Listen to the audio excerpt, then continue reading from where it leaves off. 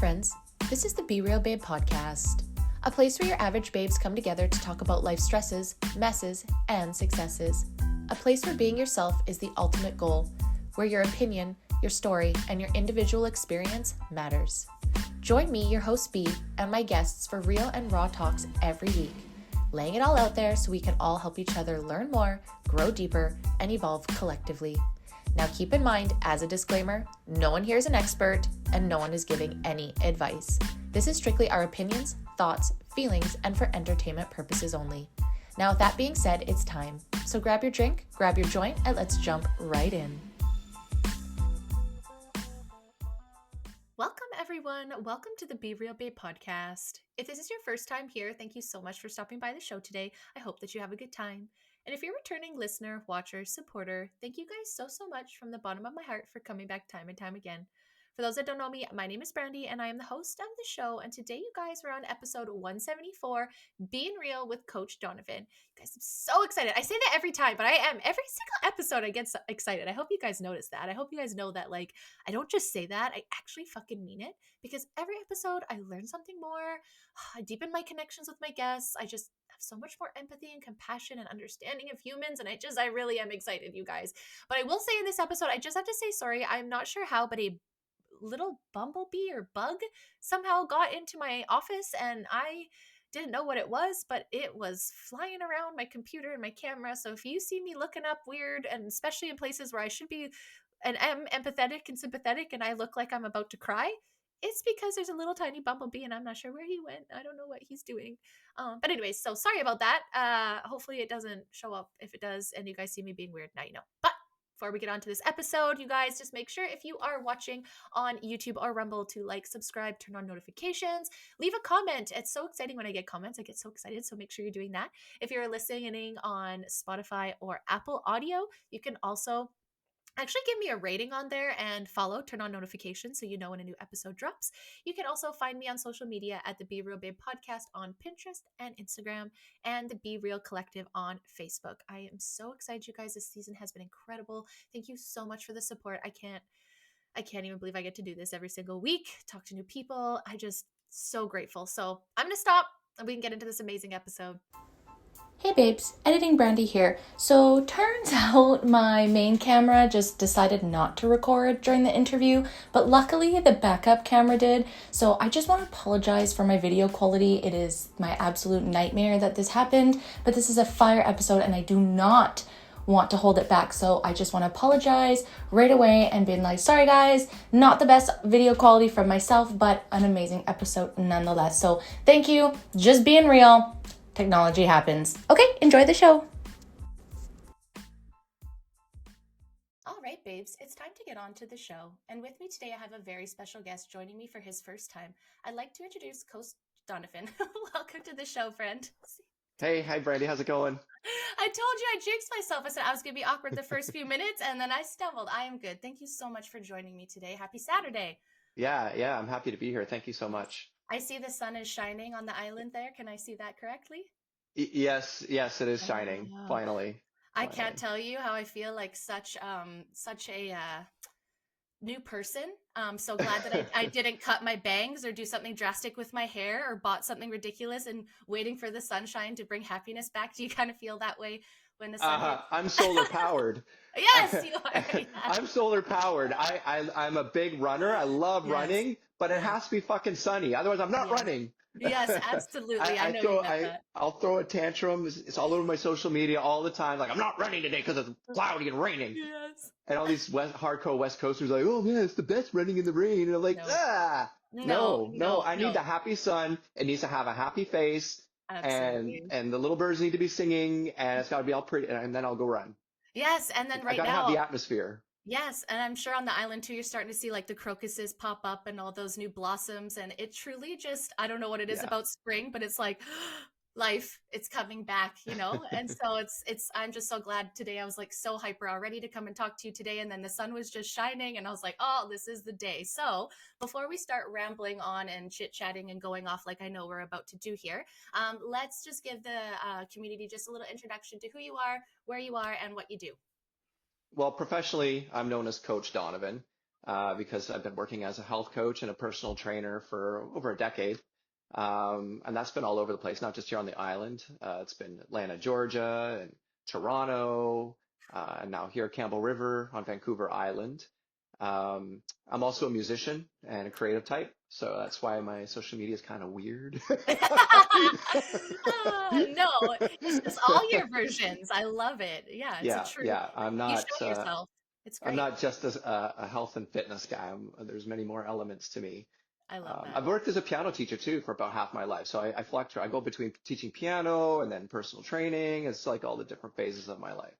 That's so neat. So So really yeah, focusing on helping people improve whatever it is that they're looking yeah, to improve with your passions, which I think that's right. is like the fucking core of what everybody should be doing as a Yeah, career, because when the days get hard, when it's like business tough, like it's your passion that shines through with helping people, right? So absolutely.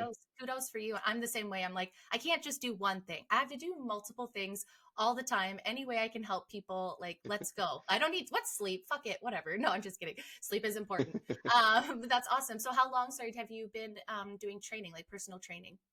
Well, like I said, just about over a decade in different shapes and forms. So I started as a CrossFit coach, and Nice. then I transitioned away from that to more strength training with one-on-one clients to be more specific. When I realized that I personally have more passion when I can actually help people who are kind of fucked up, and getting away from that generalized fitness training. As fun as CrossFit was, it was kind of generic in the way that yeah, people get a benefit, but I'm not really transforming them. And I can do that when I'm working one-on-one with people. And over the years, I've become more focused on taking and accepting clients that are quite literally fucked up. When I get, put it this way, when I get an inquiry for personal training and all they're saying is, I'm a size 6 bikini and I want to be a size 4. I don't even fucking answer that shit. I don't care. I don't want to help you. I've been Nice. there. I've done that. I'm too old for that shit. I want to actually help people that are fucked up. I'm Yeah. talking things like type 2 diabetes, uh, autoimmune conditions, rheumatoid arthritis, um, people that have had horrible injuries or stroke, Yeah. helping them recover limbs, movement in limbs. So that fires me up as a Mhm. coach, right? So that's what I've been focusing on more in recent years, and I have seen some incredible things. I have done and so incredible work with people and given people hope where they were left hopeless by our medical system here in Canada, which for people outside of our country might not know how bad it is here. I know, absolutely. I know. When we're trying to bring awareness the best that we can, and I think that's amazing to find the niche of where you want to help, right? And being able to dial into the not customers, sorry, clients that you want to help, right? That resonate with you, that you feel like you did something, and I think that's probably why it fuels your fire of how. Your feeling of what's going on, and rightfully so, with what's going on with Kristin, and we'll definitely dive into Yeah, that. But when it comes down to when clients are sitting there telling you that they have no hope, and you can see in your experience that people can heal, like that's got to be a huge source of frustration, just like on a client by client basis, where they're probably coming to you saying that their doctors have said this, that, or the other. And yeah, then you're just like screaming inside because you know that, like with majority of things, you can change your lifestyle and see very positive benefits. And that is absolutely. so disregarded in the medical fields. I have my thoughts as to why. What are your thoughts as to why health and like fitness and your lifestyle, like you go to the doctor, you never get talked about that. It's just like, here's a medication. Why do you Oh, feel that that's happening? Brandy, that's a whole other I'm episode. sorry. That's oh God, that is so deep. My God, where do you even start? I know, Where I'm do you even sorry. start? You got like individual doctors that just don't give a shit, Hmm. or they're just uneducated about natural health, or they just personally don't believe in it. Then there's the system that they're working in that's broken. So maybe the doctor had good intentions, really wanted to help people, but finds out later, or in their career working in Canada, you really can't. Like you're just under this massive pressure, Hmm. overworked, Hmm. and so you fail and you make mistakes. Uh, I've seen so much damage done to people by their doctors who don't run the right tests, Hmm. uh, or run tests at all, like in Kristin's case, how she ended up with stage 4 cancer, um, or when they do diagnose something, they're telling their patients that this thing has no cure or this thing is not recoverable. You can't go back to your previous way of living. And then they go living like that, believing that this is the truth. And one way or another, they find their way to me, and I don't make promises. I just don't, I just fucking work hard, and I make them work hard, and I make them do the things. I make them change their lifestyle. Their diet is a big one, natural supplements and exercise. And I have managed in my career to help people reverse type 2 diabetes completely, like come off all drugs, insulin.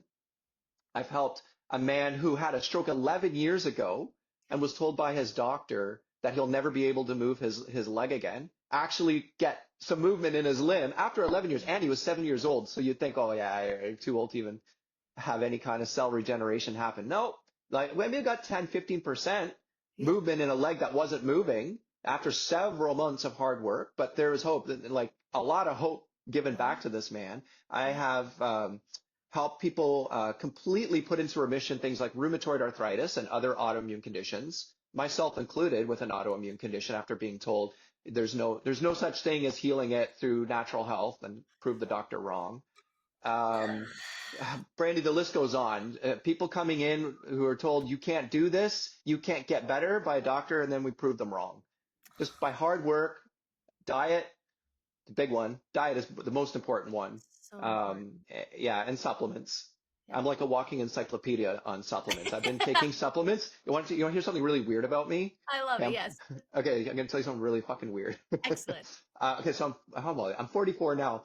I've been taking natural supplements since I was about 15 when I had my first job. I was a babysitter, and I was babysitting in Toronto till midnight.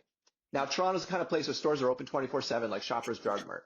So I get paid at midnight or 1 o'clock in the morning, walk home, 15 years old. What do I do with my money? Oh, fuck, I got to blow it. I go to Shoppers Drug Mart to the supplement aisle, and I'm buying things like coenzyme Q10, multivitamins. This is how I blew my babysitting money. This is how it started.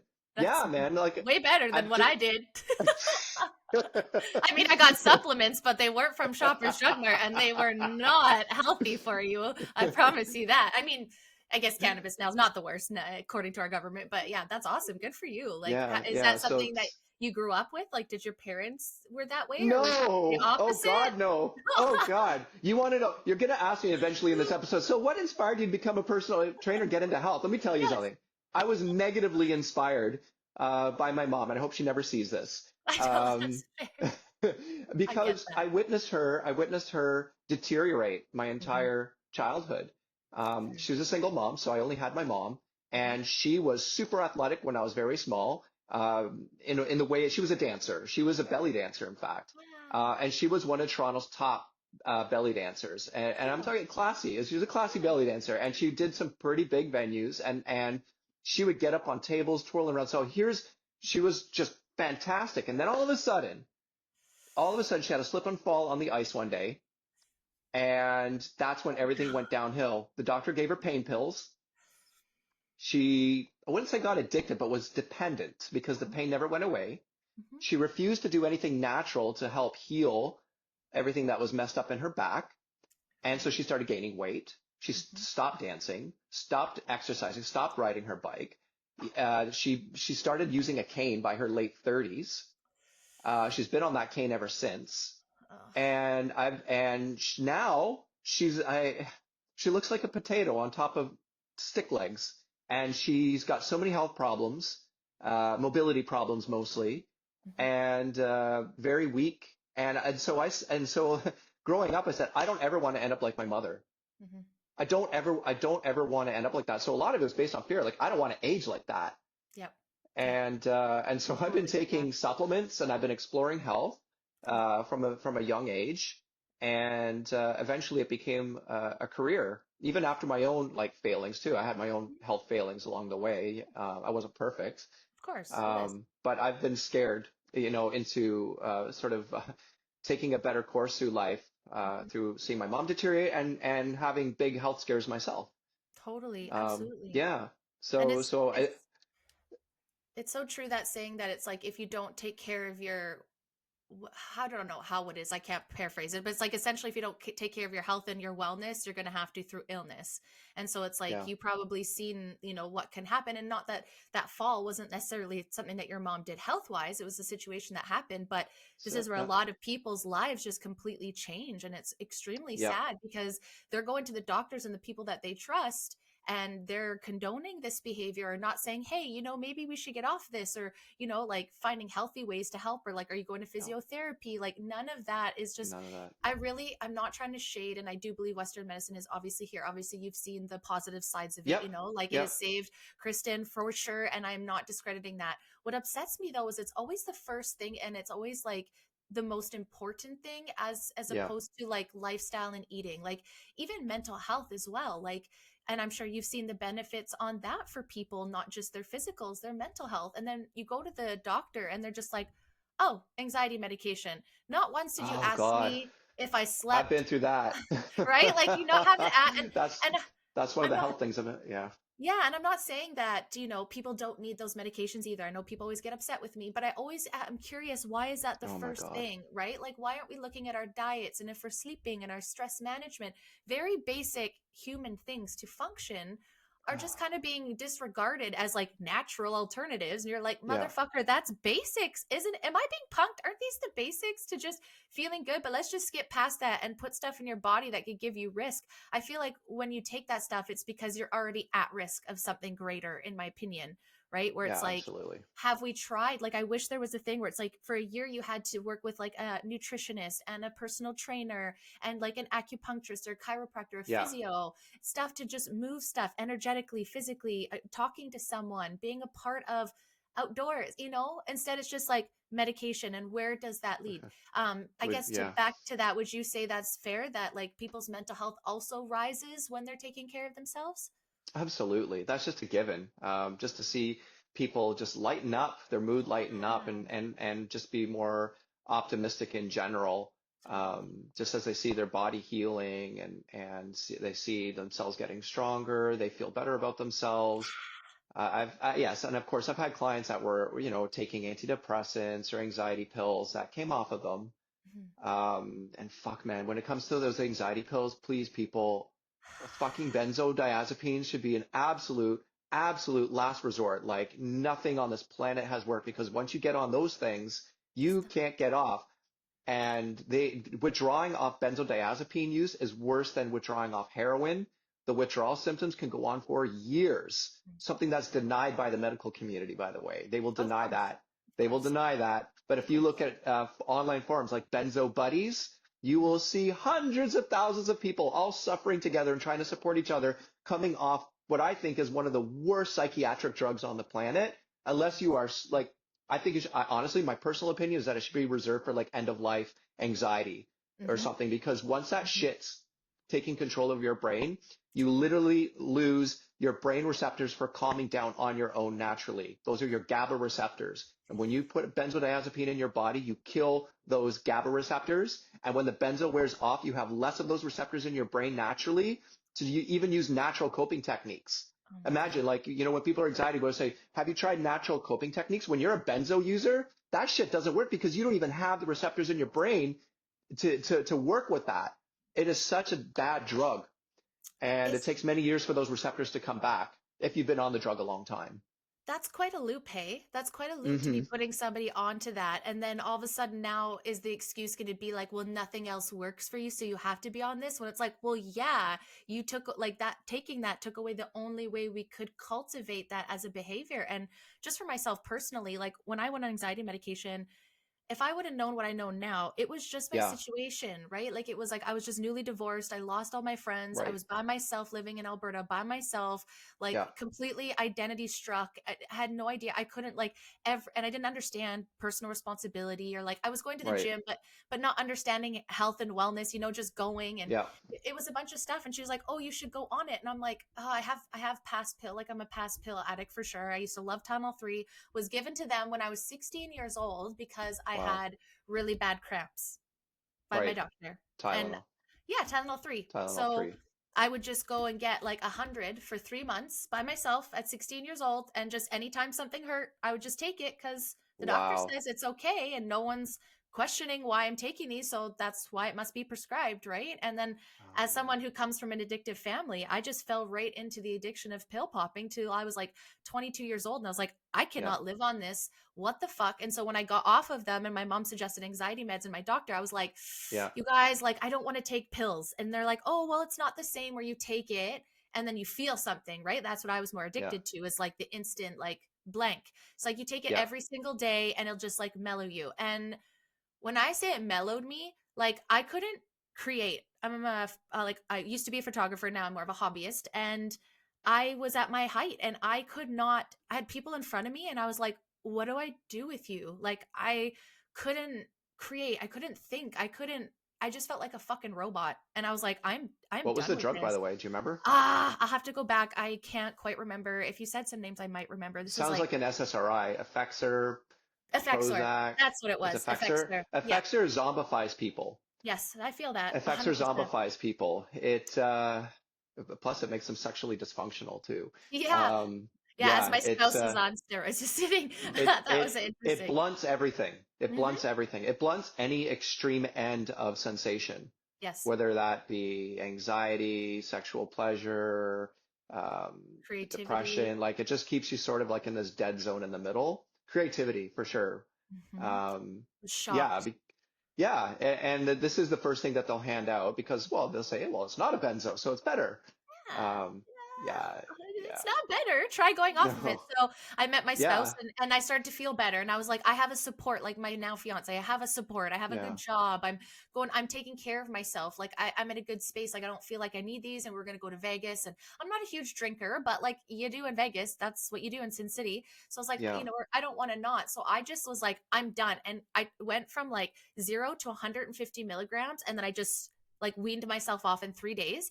And let me Oof. tell you, my Oh, brain, vertigo. holy fuck, I was like calling Yeah, my good mom. I luck. was like, "Mom, I think I fried my fucking brain. You I did. can't move. I don't like I thought I had permanently Yeah, damaged my brain, and that moment right. is it started opening my eyes to I'm trusting people that don't actually know what's best for me or are Mm-hmm. being so like I don't know what's up, but something's up. And then I have I'm in have infertility from birth control. I think what I think. And so I was going through that like a couple months after that, and it was just like it Mm, opened my eyes to everything. It's like birth control is safe and effective. I'm not getting that. Anxiety medications are good for you. I did not feel that. Like, and right. I just started questioning everything after that and was like, Yeah. and now I'm terrified. And I know a lot of people, especially through the pandemic, especially being unvaccinated, like I'm so scared to talk to an expert about anything that I Yeah. have like questions on medically, because I'm like, who do I Yeah. trust? Like Well, when they it's say so trust the scary. science, when they say trust the science, whose science? Whose particular study are you referring to, and how are they Exactly. funded?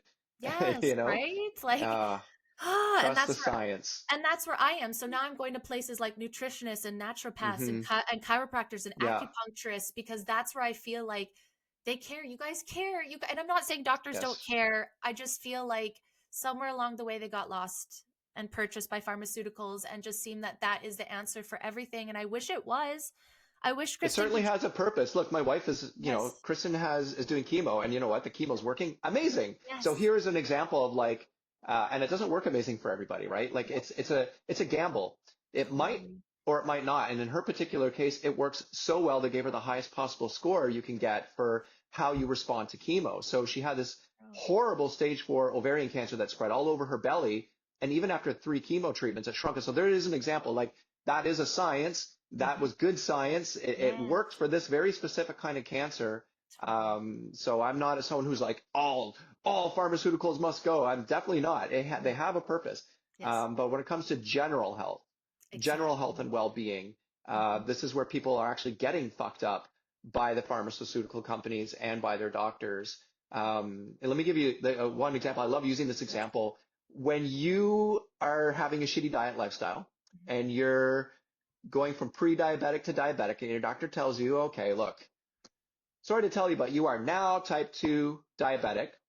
They will give you a pamphlet on what to do now that you're type 2 diabetic. Well, number one, you're going to take your insulin that the doctor's going to give you, and you're going to stop eating white bread and switch up to whole wheat bread and whole grains. And you need to have several servings of whole grains throughout the day, every day, every day. And so the patients take this home. They trust their doctors. They trust the science, and they start eating all these whole grains, saying, well, the doctor said so. What happens?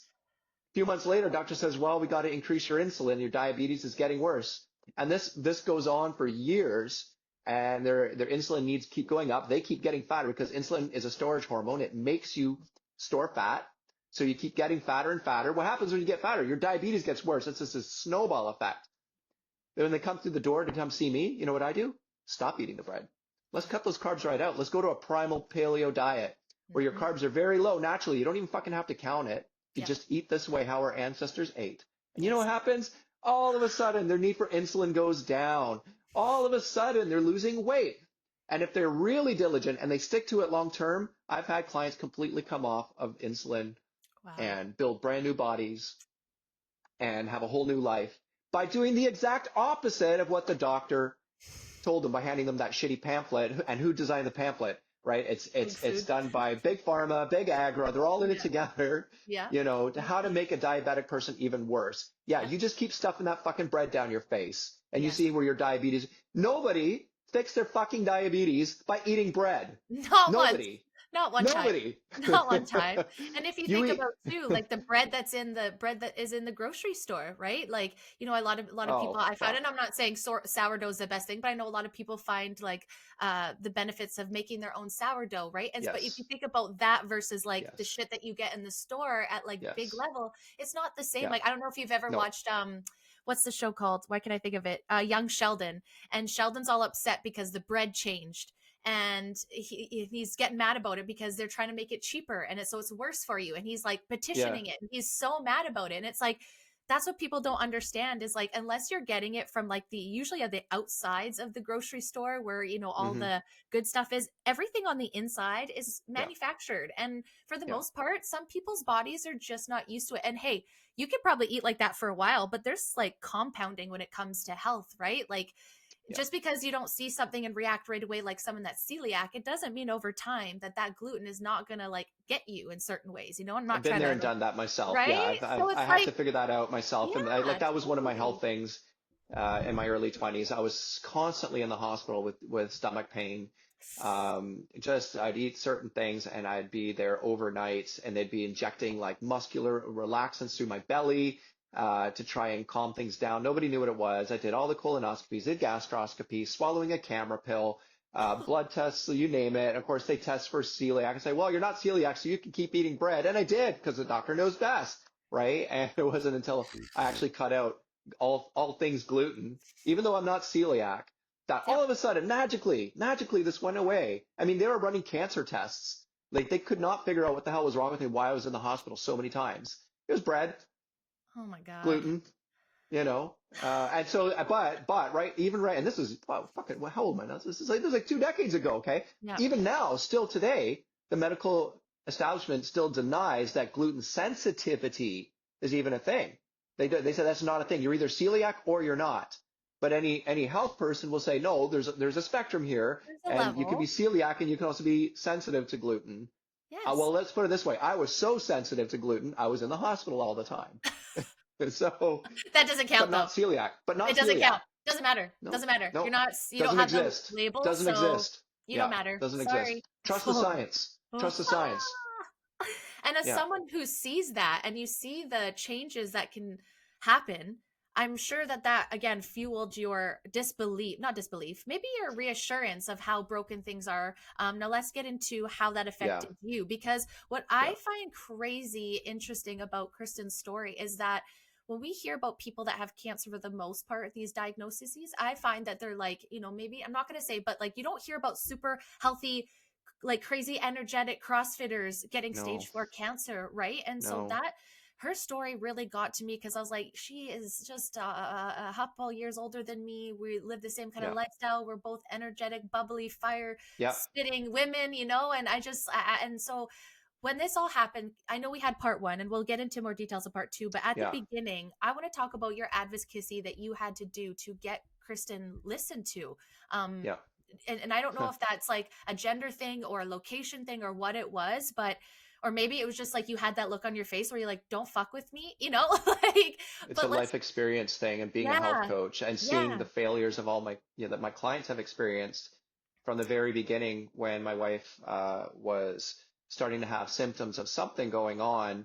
I was already trying to get, go with her to her doctor's appointments because I know doctors are going to gaslight, they're going to be dismissive.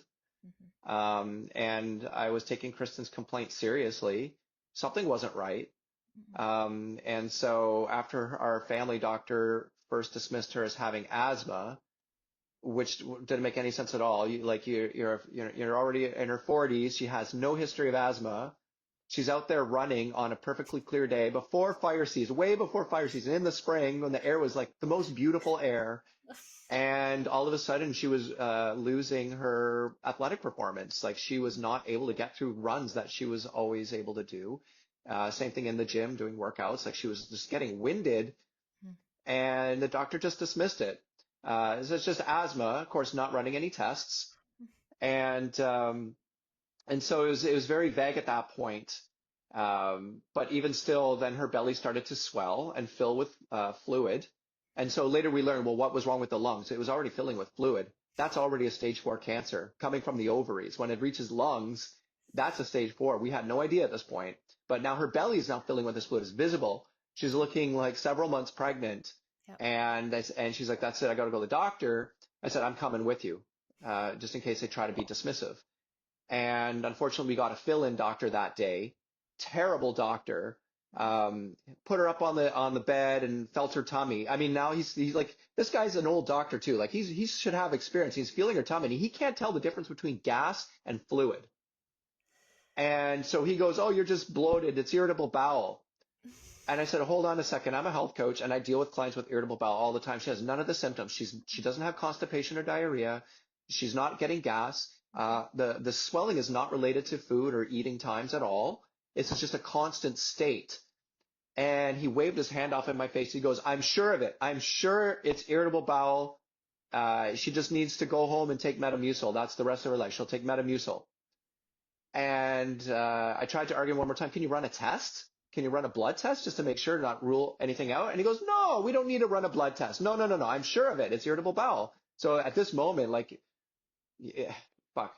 If Kristin didn't have the option to leave Canada later on to save her life, like this would have been her death sentence right there, because we lost weeks at this point, because now we're both gaslit. And I'm like, God, if this is actually irritable bowel, it's the worst case I've ever seen. No Your shit. belly's just so big, Yeah. right? And so now we lost weeks of doing nothing. Now we're taking stupid parasite cleanses. We're doing, candida cleanses and all this shit that doesn't work. And no change. It's getting worse. It's getting worse until finally, like, now it's forming a pain, and she ends up leaving the house in the middle of the night to go to the ER while I'm sleeping. And that's what began the whole thing. Of course, and I had to advocate there. She's like texting me early in the morning, waking me up, come to the hospital. Like, they found fluid in my lungs on ultrasound, but they're refusing to do a CT on my abdomen. They only did it on my lungs. And I'm like, why wouldn't they do it on your abdomen? Like, that's where the symptoms started. If there's fluid in your lungs, there's going to be fluid in your abdomen. I had to come to the hospital and argue the ER doctor, why are you not doing a CT on the abdomen? That's where all the symptoms started.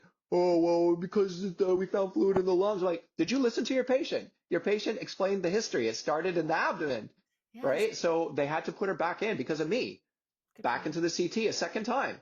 Oh, that's where they found what looked like cancer, right? And then at every step for there was a failure, because when they started saying cancer, that day, the ER doc said, if this turns out to be cancer, and by the looks of it, and I can't diagnose it as that, we need a biopsy, but by the looks of it, it looks like a metastasized cancer. If you have the ability, I would suggest you leave Canada and seek treatment outside of Canada, because the waiting list here is very, very long, and this looks like it could be a very serious cancer. And then we faced delays in the biopsy. Kristin was getting turned away at the hospital, even when she had the appointment for a biopsy. Oh, we don't have any staff today. Oh, someone called in sick. I said, can we have an oncologist appointment since you guys are talking cancer? No, you can't have an oncologist appointment. You have to have proof of a biopsy first. Well, you guys aren't doing the biopsy. Do the fucking biopsy. Oh, okay. Well, and it takes like 10, 12 days to get the results from the biopsy. It's like every delay you could have. Then they'll schedule the appointment now with the oncologist. And by this point, Kristin was like already dying. She was going to the hospital every day because she couldn't breathe. Her oxygen was dipping to 90 and below percent. It's supposed to be 99, 100% in a healthy person. And she's suffocating, drowning in her own lungs. She's not able to sleep in her bed anymore. I'm putting her in the kids' bed. This is becoming like her deathbed. She's saying her goodbyes. She's sharing her life regrets. She's fading. She's getting worse and worse every day. And then, we hit the trigger point, like, what else can we do? And we kept hearing so much about people leaving Canada, even the doctors adjusting it. My own clients. I got a client right now as we're speaking in Mexico because she has skin cancer. And she has no doctor here in Canada. She's getting skin cancer treatment in Mexico. So all these people are like, leave Canada, leave Canada. So that's when we tried her luck to see if she would qualify for veterans benefits in the United States because she used to serve in the U.S. military a long, long time ago. And we didn't even know if she qualified. We just risked it. And she showed up on the VA hospital on their doorstep and said, here I am, please take me in. I'm helpless. I'm dying. And they saved her life. They got her in. They saved her life. She had chemo. She had surgery. She's still doing chemo. And that I know you covered all that in your last last podcast with Kristin. But there's a part two. Yeah, there's a terrible, terrible part two. There is. Yeah. You can share it. I just want to say though, like it is, even though we did hear it in her episode, I want to hear it from your point of view because like not only is that frustrating as a personal trainer that sees this, you're seeing it in your wife, it's that they weren't listening to her.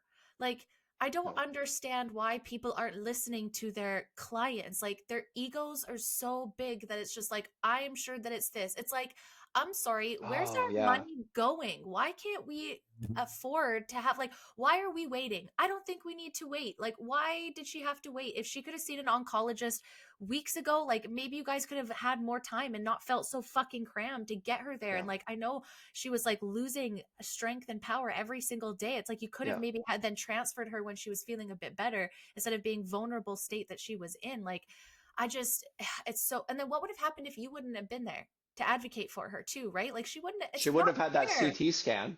Yeah. She wouldn't have, and they wouldn't have found the cancer or, even known to go in that direction. They were saying stupid shit like pneumonia and like, because all they were looking at was her lungs. They see fluid in lungs. Well, that could be a lot of things. It could be pneumonia. It could be some kind of infection. Yep. But when you ignore your patient saying the abdomen's swollen. I mean, fuck, she looks 7 months pregnant and she's not pregnant. Of course, they ran a pregnancy test, eh? Of course, why not? They ran Just a pregnancy check that test. off. Just hoping that's the answer. They have to, That's but fair. you should have also done a CT scan of the abdomen. And had I not gone there and bitched at the doctor, they wouldn't have done it. Who knows how long that part would have taken? Yeah. Right. And what blows my mind is I understand that Kristin was saying that there's not really any markers to tell you until you get to kind of like stage 4. But it's like, okay, but if there was though. Hey, you know what? Fair. There's subtle ones. Yes, there's subtle ones. There's subtle ones. You'd think that the stomach and that hardening, like him just saying like, oh, I can't diagnose it, but this, like, you think that if they knew that cancer was going to be this aggressive 10 years ago, you would think that doctors would at least be like, okay, like fluid being places it's not supposed to be, and there's no outside visibility of why. Like he couldn't even tell the difference between fluid and gas. He felt her twice. I just don't get that. Like, I'm really struggling when these educated people tell me I'm stupid. I'm like, really? Because like, I feel like, yes, a lot of people have IBS, sure.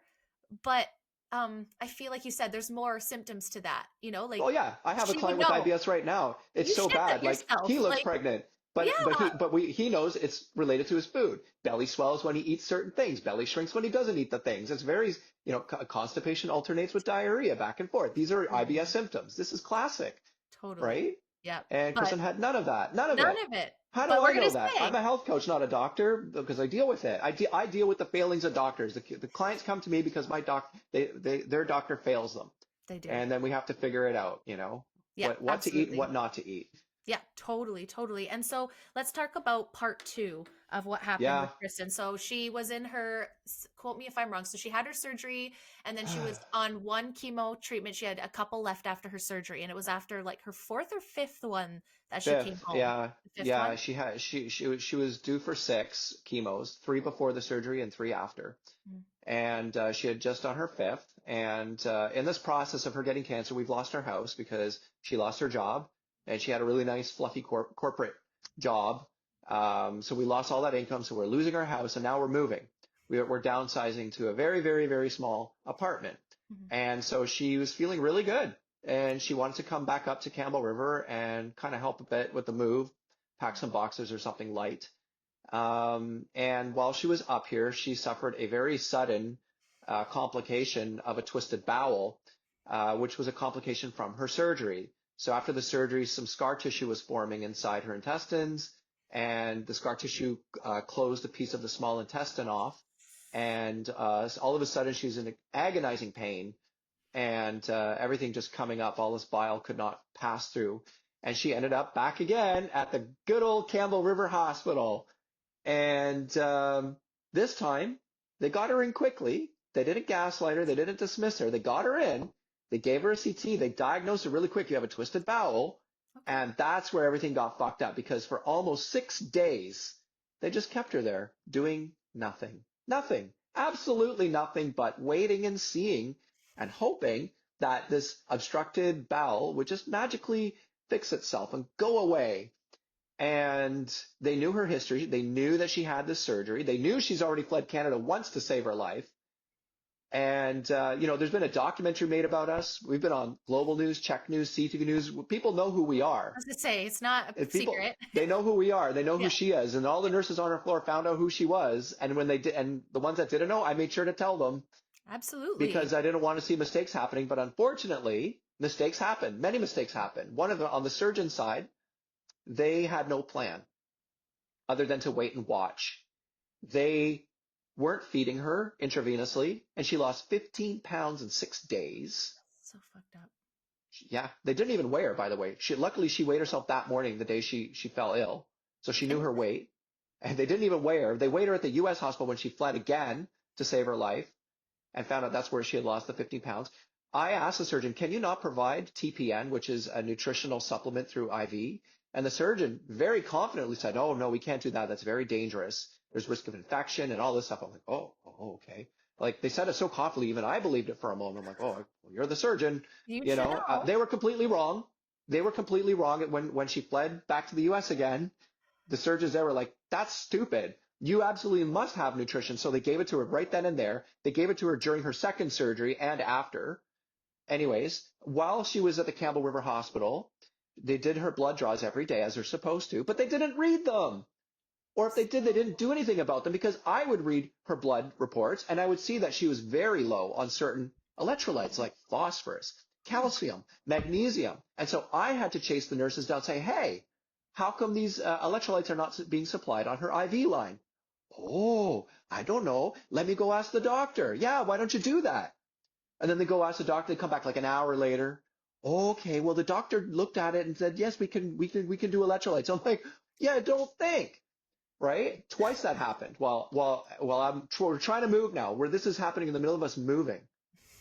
And so I'm running back and forth. I got my friends helping me move. I'm running back and forth between the hospital and making sure that the move is going okay, and having to play doctor and nurse with my limited medical knowledge. They can't even do basic things like interpret a blood test and provide electrolytes, something that they do very well in the U.S.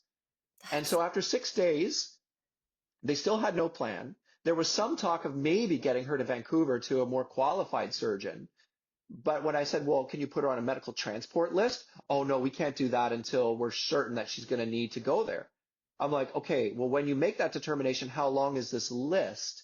And the surgeon goes, oh, the list is longer than my arm. Are you kidding me? How long is that? Oh, I couldn't even tell you. And so at this point now, Kristin's family is calling private airline companies to see if there's an emergency medical evacuation. We're calling helicopter companies, plane companies, private ambulance companies to see, is there a way to get Kristin back to the United States from bloody fucking Campbell River? And there wasn't. There was like tens of thousands of dollars, or they didn't service BC, or one reason or another. And so finally, Kristin made the decision. She said, I'm unplugging from this IV machine and we're going to gun it. I'm going to get in the car. You're going to drive me down to the ferry. We're going to go across the ferry. My parents are going to pick me up in Vancouver, and they're going to gun it down, and they're going to drive straight to the Seattle hospital where her care team is and get her in. And that's what we did. We unplugged her that morning. and we bolted in the car, and it was awful. She destabilized by the time we got to the ferry. She was puking bile like you wouldn't believe. It was horrible. I've never seen that amount of like sickness, illness, like violent illness. And I was helpless. We're on a fucking ferry now for 2 hours, and she's got to be sick like this because Canada can't do fuck all to save her. Yeah. And here we are again, fleeing for her life, back to the United States to get proper care.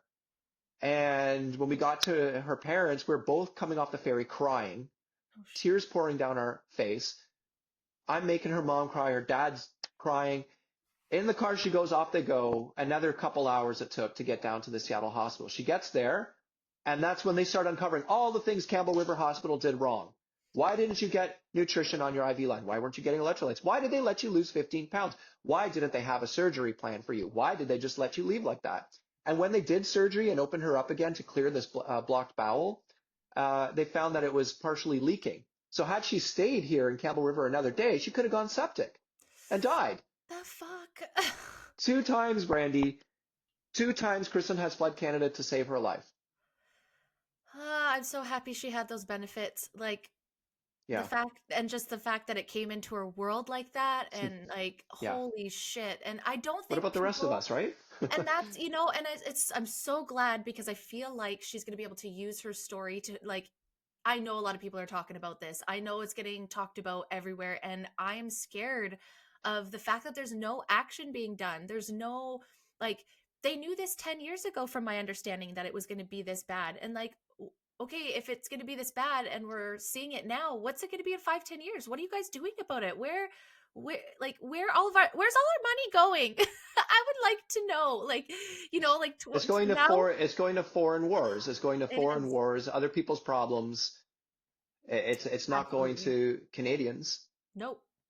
And you guys and not even that, you guys are fucking separated. You don't even get to be together through this. I think that's what pisses me off the most. It's like, that's great that they have that, but that means that, like, that doesn't afford for you to go down there and stop your life. And we don't know what comes next, because we've had this GoFundMe going since this started because of the financial disaster that this has caused, and we don't know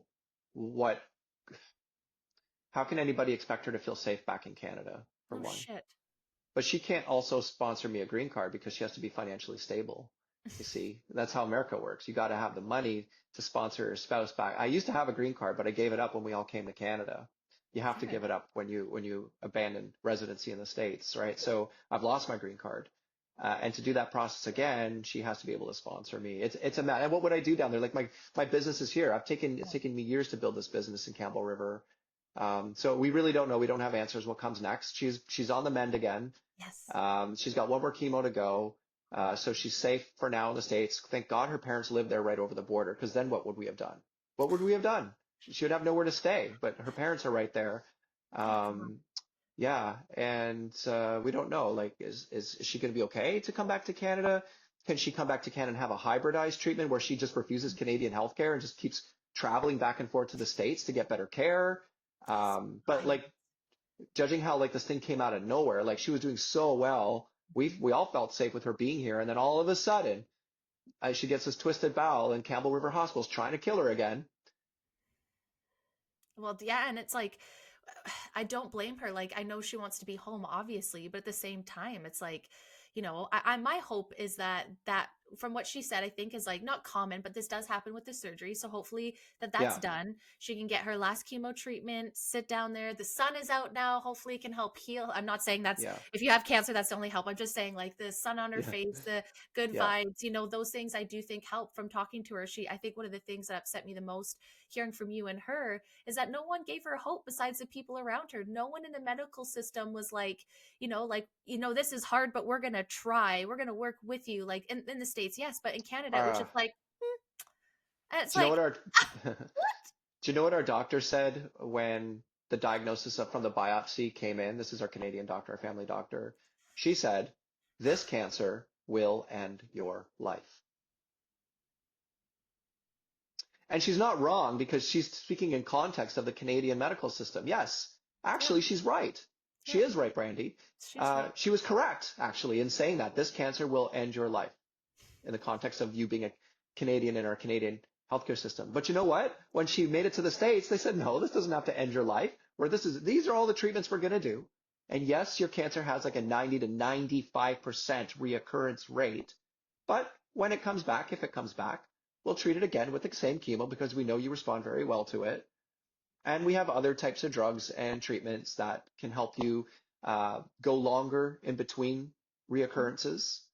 And there's that very, very, very, very rare statistic where you might never, ever have a reoccurrence. You might live another 20 years. And some women have from a stage 4 ovarian cancer. Nice. And also, one thing we missed here is that in the States, they provided an extra chemo session during her surgery, and it's called HIPEC.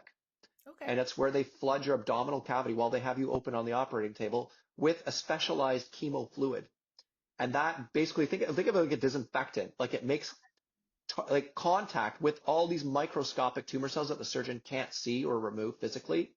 And so it kills them off, all these single-celled little tumor cells that have made their way around your abdominal cavity. Now, this is something they have the technology for in Canada, but they don't provide it.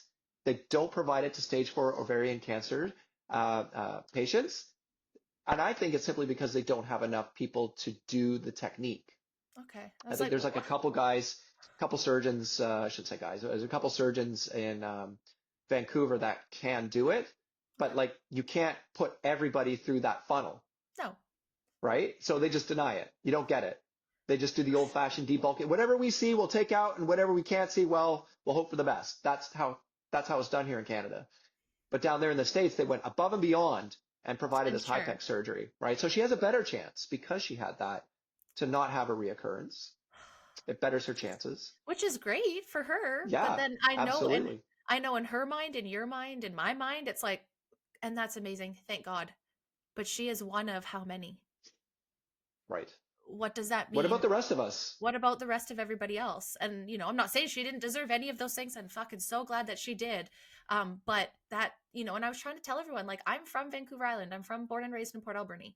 That Vancouver Island Health or Island Health, whatever the fuck it's called, that's my family too, right? Yeah. Like that's my family. My mom, my grandma, my cousins, my aunts, my uncles are all there. My brother's half there, and it worries me that it's like, this is the kind of care that's on the island. And I don't think that's just to the island. I know that's across Canada. Like it's big not cities just, too, hey? Totally. But in my mind, it's like, that's where my family is. That's where my aging family members are that, like, and not even aging, but that's where my head goes, is like, oh my gosh, like what would happen if this was my grandma at like, 80 something years old? Like Kristin's such a fucking fighter. Yeah, when it comes to that, and the doctors are totally honest about that, you are deprioritized on the cancer treatment list. And funny enough, they said Kristin would be prioritized because she was young. What? If that's what prioritization looks like, oh fuck! I forgot the biggest part of all that story the first time. I know Kristin must have mentioned it in the first one, but they lost her. BC Cancer lost her out of the system the first time. That was part of this whole thing why she fled. They lost her requisition for chemo to even start, and a month went by, and when she called to follow up, they had no idea who the hell she was. And she's like, yeah, I was supposed to start chemo at Campbell River Hospital like 4 weeks ago. And they're like, we don't have any record of that. So they lost her. Like, look at all the ways Canada has tried to kill my wife. Multiple ways. You have every right to be so fucking mad. That's why every time you share something, I'm like, yes, sir, sharing. Because it's just, I'm not laughing, but it's kind of laughable. It's laughable that people are like, we have free healthcare systems, and like, you get what you pay for. And actually, you know what? We pay dearly for it. Actually, we pay a lot. It's not like it's cheap. We pay a lot, and where does it go? Ukraine. Why is my mom waiting over a year for cataract surgery? She's half fucking blind, and she's fallen down in Toronto, living by herself. Why? She paid her taxes her whole life. Where's her care? So interesting. Yeah. Why is my client in Mexico right now as we speak getting cancer treatment? And what you would deem like not a first world country, I don't think. When Mexico, I'm not sure what level they're, but I don't think they would be on par. Like, it's crazy. The feedback I get though from clients who have had cancer treatments down there, not just the one that's there now, but from previous clients, and also some friends that have been down there, they said it is state of the art cancer care. Like, you couldn't even imagine having something as good in Canada. Like there's some of these places they're like resorts where you stay for 20, 30 days and it's like daily spa treatment, except your treatments are cancer treatments of all Yep. kinds.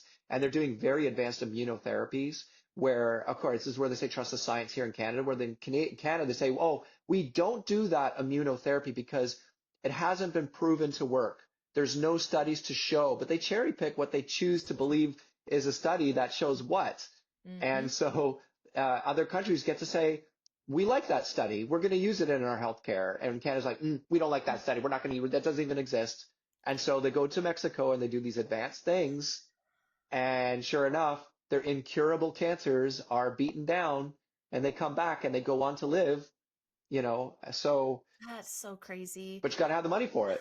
Yeah, it's absolutely. And it's like, even my girlfriend a couple years ago, there was no surgeons here to do her breast implant, or her explant, because surgeons here were just like, no, that's not really our thing. And she had to Right. fly down to, I think, Cuba or Costa Rica or something like that to get a surgeon. It's just like, how, Wow. again, like, and I hear this quite often that places outside of Canada are very advanced medically. And it's like, Yeah. okay, if we're supposed to be one of the richest countries in, well, Oh, maybe not now, but not previously, anymore. like, because obviously our money has just been given away, and like, not to be like this, but that's where it's like it all boils down to. It's like, where's the money going? And Yeah. people need to be aggressively asking these questions, and not to be angry at each other for having different opinions as we work through this. Like, we really all need to come together and be like, okay, this is affecting people in so many different ways. Okay, look at how bad cancer is, look how bad mental health is, look how bad homelessness is, and housing. Like, all of this leads up to bad management of our money.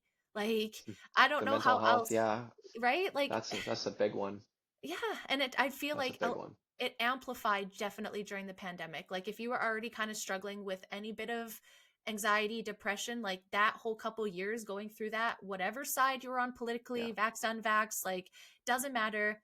It was a stressful time, and I don't think a lot of people have healed, and we just kind of like try to move on. And I think that's Yeah. like, we're starting to see that kind of like manifest in people overreacting and not, I feel like, Hmm. because I was really vocal, I had to very much learn how to agree to disagree and have public discourse Right. that wasn't like Right. destructive. And so now I feel like I can continue to do that. But people that were just destructive, some of them just haven't learned to have conversations. And so it's like Yeah. these movements get picked up and the same people are yelling, and you're like, well, you weren't right about COVID and you weren't right about this. Like, the the government is a business. It's not here to help you. It's here to Yeah. save as much money as possible. And I know one thing you like that you talk about too is the MAID program. And what bothers me so much about this, and I've Yeah. said this several times, is how excited they are on the money that they'll save with this program. Yeah. And it's like, if that doesn't show you that they care about the bottom dollar instead of people, I don't know what else to tell you. Like, your lost soul. Yeah. There was another gentleman here in Campbell River. It was in the newspaper. He was a father who had colon cancer, and he was just laying out in the hospital for the longest time with no real care. Chemo was delayed, and the cancer was just growing so fast that he opted for MAID. And boy, did that happen fast! Soon as he said, "I can't take it anymore. The suffering is now too much," because they didn't do chemo because they're too slow. Yep. Soon as he said MAID, boom, yes, you can have MAID. Here it is, and off he went. It is very easy to get MAID. You just need a couple signatures, and somehow there's a doctor available. Isn't that strange? You That's can't get cool. cancer care. You got to wait forever for cancer care. But if you need MAID, oh fuck yeah, we'll do that. No problem. It's No problem. not a long period either, right? And it's just Nope. like, um a lot of people, their concerns are is that there are curable things. There are curable, especially in the mental health, right? They're trying to Yes. push it now to mental health, and they've Yeah. tabled that for a year. Great. Yeah. But now is the time we need to lean in and tell people, like, we're not okay with the progression of this. Like, Yeah. I've kind of had the idea that MAID should be there if it's needed, for sure. I'm not going to say that it's Yeah. not. I'm not been in a position. Absolutely. I understand that. But what I don't love is the normalization of just like anybody's like should be able to do it at any time, like using words like mindful minors and mental health illnesses. Like, where does this stop? Like, it should just be an option that's there as the final option that someone gets to ask for on their own. It shouldn't be like a part of a treatment plan or being told that, things are going to be so long, so here's this Yeah. option. Like, Kristin said to me, one of the biggest things was people giving her hope and good words and positive words. And so it's like, when you're telling somebody one of the most crucial existential things of their lives, wouldn't you want to have a little bit of bedside manner with that? If you know that hope is what helps, even if it's possibly false hope. Isn't Yeah. that better than, like, yes, be honest. Like, I feel like you guys got some honesty from like the American doctors where they're like, hey, this is the facts. This is what could Well, happen, they but this is they're what we're giving going to hope because try. they actually have tangible treatments Fair. that they can Fair. give pretty much right away. Fair. So like that's not even false hope. It's like here's some actual hope. Like we're actually going to do X, Yeah. Y, and Z, and we're going to do it now. It's amazing. That's very Right? fair. Good point. So it's just like yeah, But you'd think at least yeah, the minimal, right? Or like, I don't know, it just seems like everyone going through her situation are just kind of being like, well, it's kind of shitty. Good luck. And it's like, yeah. when did it become so fucking clinical? Like, that's still a human being you're talking to. Well, those are the people that haven't been affected yet. They haven't been hit personally by cancer to Good themselves or point. someone right next to them, right?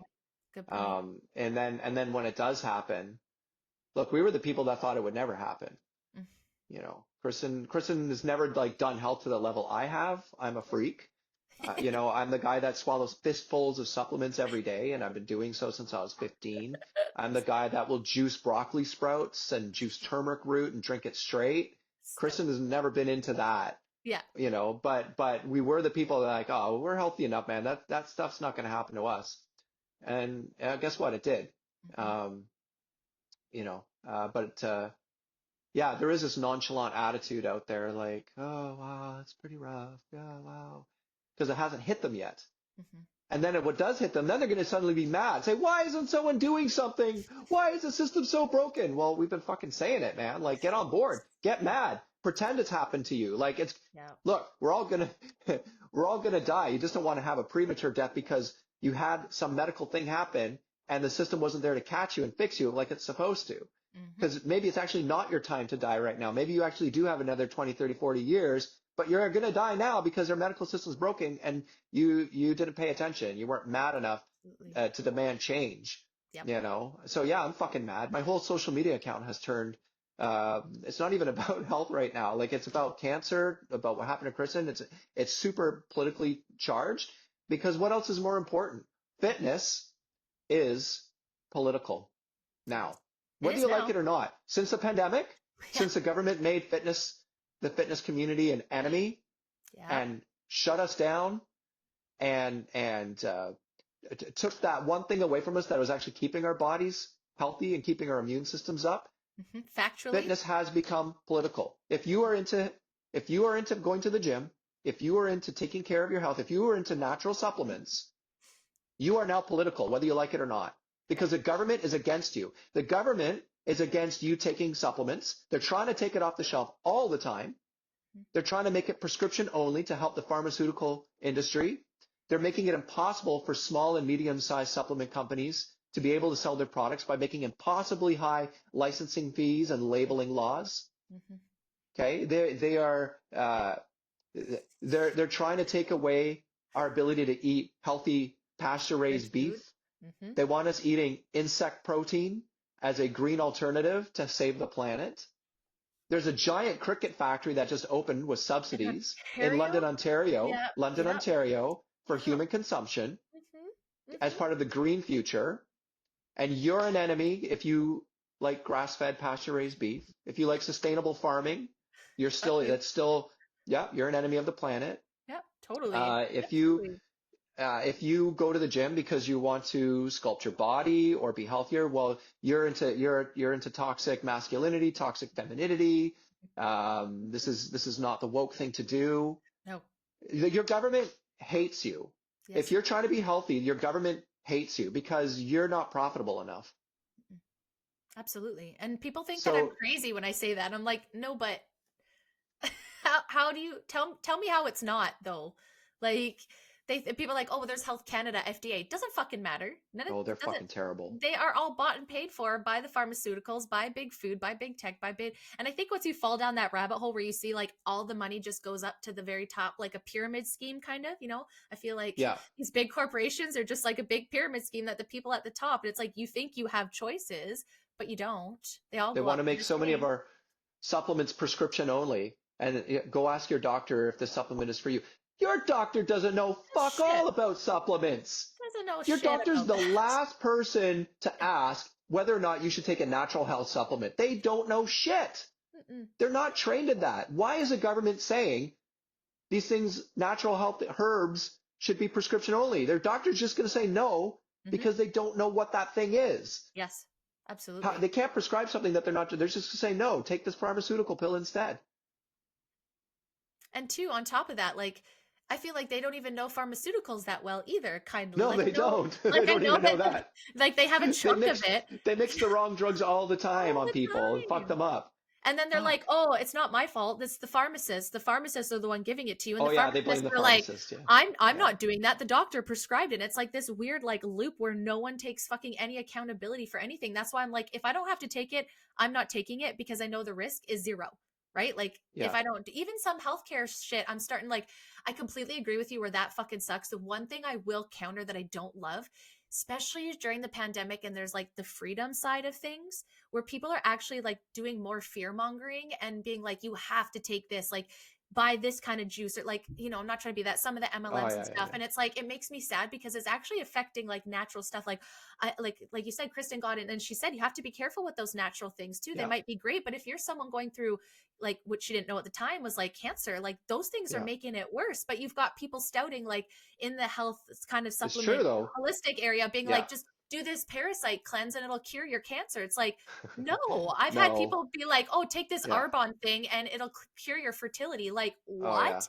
So that part I don't love. And I really wish that there Yeah. was some accountability to that. But then Those are it the always, real quacks. Yeah, for sure. yeah, Those are the but real it gets, quacks. No. it does get dangerous though when you start allowing some sort of regulation, so it's like, okay, to get Yeah. away from that, can we just call out the people that are doing this and be like, hey, so we don't need regulation, can you guys stop lying? Thanks. Or like giving No, false hope to absolutely. people. Like I just don't think it's fair to say like, oh, this drink you could drink and it's gonna cure your fertility. Like Well, maybe, where there's money to be made, there's but going to be corruption, and the supplement company does it too. totally They're not angels. They no. fund their own studies to say that their supplement is the best thing ever, and Greenwashing then too. they cite their own studies as proof, and then the studies are flawed. Totally. Resveratrol is a good example of that. If you've ever heard of resveratrol, the red wine grape, what makes red wine red is resveratrol. And that was an antioxidant that they were encapsulating, saying it was an anti-aging supplement. And they made up all kinds of fake studies. Dr. David Sinclair made a bunch of fake studies to say this was the anti-aging supplement. And actually, many, many years later, as other more independent studies came out, it turns out this thing actually damages your DNA. And so where there's money to be made, they'll say anything. And that's why you Absolutely. need a naturopath that studies this, or Mhm. a freak like me that's been doing this his whole life, and it's all self-experimentation, you Yeah. know, um, That's why I to really navigate. respect. Sorry, go ahead. Yeah, I was just saying that's why I really love like Chinese medicine and stuff like that when you hear them talking, because it's been like over ancient time and it's always about like healing yeah, and your eating and your diet and your lifestyle and all connected synergistically. And I just think that's so beautiful. And I always yeah, wonder why we get away from like holistic and alternative stuff when the basis of Western medicine was to replicate that on like a manufacturing level. Well, we know it's to make money, but the idea was like to be able to replicate the stuff that real life herbs and natural things did with your body. And like, yeah. wasn't it to get those compounds for that chemical reaction in your body? And it's like, y'all, we've gone too far. You don't need to like be like breathing for a second because like driving is a little much and you're like, I need to take a benzo. Like there's so much that I feel like we can do, and there's so many God, modalities to help people yeah. relieve their mental illness, and a lot of it I feel like comes from the body too. And so to me, I hate when, like, to your point that you're like a right wing extremist if you go to the gym, and it's like that is You know what's, so destructive. Brandy? You know what's crazy? You're How is not it right. that how is it, like, at this started the pandemic? How is it, if you are a person who is into natural regenerative farming, natural health, fitness and supplements, freedom of choice, personal autonomy of the body, that suddenly you're now far right? I Wasn't this a don't liberal thing? Like, know. last I checked, I thought I had like liberal ideals, but fuck I'm no. sorry, friend, you're No, I'm far conservative. right now. I know. I like my beef that came from a pasture where the cow was eating grass its whole life and was Yes. raised organically. And I like natural health supplements, and I like freedom of choice, and I like freedom of speech. And now I'm far right. I know. So be Congratulations. it. So I be know, it. right? Fuck it. Label it. Put the It's- label on. Let it be. Yeah, And that's right. that's, I believe in freedom. I'm far right. I I'm know, far right. right? Crazy how that happened, What right? the fuck happened? How did that shift? I have no idea. I really don't. And what I actually find insane is like the basis of all these movements start so good. And then again, the extremists take over it and no one calls them out. And then now we're just sitting in a more divisive world where it's like, Yeah, man, we didn't care who you fucked or what you look like in the 90s. That's what I remember. I mean, yeah, I was a that's what teenager, I but remember too.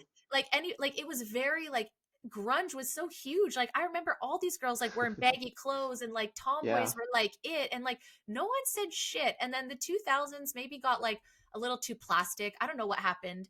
And then all of a sudden it's like it just poof, and now it's like I don't know. I don't know how to explain it, but I feel like it comes back to people not taking care of their health and wellness and a lot of mental illness is kind of, where it's like I have all these feelings, but I'm not doing anything to take care of my body, where a lot of these feelings are coming from, right? And it's Hmm. just pent up, and we're just in this digital world where we don't actually go outside and touch reality. I feel like people that go out and do things and interact and help others and are a part of a community, they don't seem so like far fetched outside of reality, if that makes sense. It's the people that are on their soapboxes all day, reading the headlines and just thinking that that's the truth because the government said it. Is so dangerous. So Oh, the dangerous. censorship. Yeah, and the censorship. Oh. In the health and fitness world. This actually started years ago, Mhm. where the government and was working with Google to take away natural health websites from the top searches. Lovely. One example is actually, so I'm a certified primal health coach. And so that was a certification done through the Primal Health Institute, which was founded by Mark Sisson. Now, Mark Sisson is the godfather of the primal diet. Cool. And he's had a blog up for a bajillion years since the internet was so young called Mark's Daily Apple. And this website covered everything natural health and supplements and diet. And he was always at the top of Google. And then one day, his site and everyone else's that was in the natural health world just disappeared. And what was placed was WebMD. The narrative, like the mainstream narrative, was placed at the top, and all things natural health were squished and taken down, put way, way down on the pages. And that's when that word misinformation Yeah. started getting tossed around and saying that these people were peddling misinformation. Well, I guess I practice misinformation too every day. I change people's lives by getting them on a primal diet, Brandy. I help them get healthier because I take them off the shitty whole wheat that the government wants them to eat when they have diabetes, and I get them eating meat and vegetables. And oh my God, their insulin needs come down. Or oh my God, their blood sugar is coming down. That must be No. misinformation. This is the primal diet. This is what the government doesn't want you to do. This is censored. This is censored. You can't easily find information on how to reverse your type 2 diabetes on the internet anymore. You're going to get WebMD, and WebMD is going to tell you to eat more whole grains. You Yep. see, your government hates you. Yep. Big 100%. tech hates you. Big agra hates you. Big pharma hates you. Yep. They love to make money off of you. They love for Well, you then to they be love sick. you. That's they love you, right? Like I'm they saying hate they hate you you and me. until they They hate love you and you. me because Yes. we're alternative minded, Absolutely. and we Absolutely. know that There's some lies. many of the answers lie in the natural world, but you Mhm. can't do that anymore. You're going to get canceled, Mhm. censored, Yes. squished. Yes. You're right reading and you're all these labels. And I just got to the point where I was like, I don't care about the labels. Like you can call me a grandma killer or uneducated or whatever you wanted to say to me at the pandemic, but I was really just trying to hold on to the only fertility that I had left. Early on in the pandemic, I was trapped in the house and I went on YouTube and I went down all these rabbit holes and I looked deeper than the Google searches, Yeah. because I've said this several times. So sorry, everyone that's hearing this again for the millionth time, but Tiger King really fucked me up. And I was like, the world cannot be this weird. And so I just started looking into things and I started finding more and more. And I fell down a hole very early that said, if you are a childbearing age, don't get the vaccine. And in my mind, sometimes with some things, I'll be like, but what if it's true? Right? Like if I, I if it got is true, damaged from uh, that. yeah, that's what you're saying. I And got that's so, damaged. I know so many people that have. And so in my mind at the time, I was like, okay, I think it'd be smarter just to be patient and just wait, because at the end of the day, I'd rather be safe than sorry. Like for me, I don't know if I fully believe in God, but I'm gonna thank him for things, and I'm gonna like understand his existence, because what if it's true? I don't want to go to hell. I don't want to go to Satan, you know? So like, but I'm not like fully religious. Sometimes I like to play that. And then people got really upset. And I was like, this is so weird. Like, I just want to preserve just like the tiny bit of what I might have. And I just seen all this rhetoric about these labels of all these unvaccinated people should go to an island and be shot. And I was just like, Yeah. After that, I was like, I know my truth, and I hate that sentence so fucking much with the political spectrum right now. But like, I Yeah. know that I'm not trying to hurt anybody. I was very like, I'll keep to myself. I won't be around people. But if this is true, if this one little nugget of information I heard is at all true, I just want to hold on to it, like a little bit of hope that I might be able to have a baby one day. And I don't get why that's anybody's business but mine. And so So after that, I was just like, fucking call me whatever you want, because I know that that's not true. So I was just like, so after that, I was like, I don't care about labels. you never got the cupcakes, the little. Never, not one. You can't Nope. even say that word. You know, the algorithm's going to hear it. Oh, it's okay. I already am banned. I already my the um, I had one episode completely taken down because all my girlfriend said is I wouldn't be shocked if my dad passed from the vaccine. And she didn't oh even wow. say from it itself, just like everything around it, the hype, the pressure, all of that. And I got Okay. striked and I couldn't post for 3 months on YouTube because of that. So yeah. So, well, I you can got you can say damaged. it. Like the camera's going to color correct it. Yeah, my hands are my hands have a permanent red tinge to them now, and it fluctuates throughout the day. And this is part of the damage that was caused. Unfortunately, even though I am a all natural type person, I think one of the biggest mistakes I made in my life was I got the two cupcakes.